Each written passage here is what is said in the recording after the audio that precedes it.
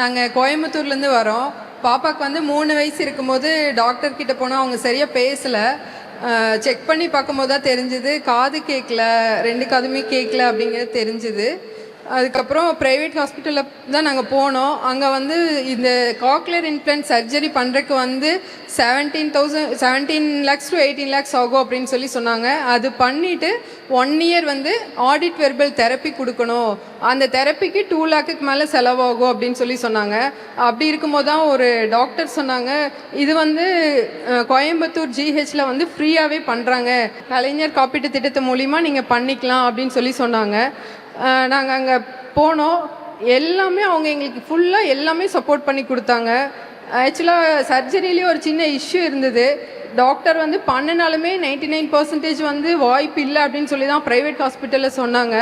ஆனால் ஜிஹெச்சில் வந்து அதே தான் சொன்னாங்க. பட் என்ன சொன்னாங்கன்னா, இது பெண் குழந்தையாக இருக்கிறதுனால நம்ம அப்படி விட முடியாது, நாங்கள் ட்ரை பண்ணுறோம் அப்படின்னு சொல்லி பண்ணி 1 year ஃப்ரீயாகவே ஆடிட் வெர்பல் தெரப்பியும் கொடுத்தாங்க. இன்றைக்கி வந்து கனிஷ்கா நல்லா பேசுகிறாங்க, ஸ்கூலுக்கு போகிறாங்க, நார்மல் ஸ்கூலில் படிக்கிறாங்க.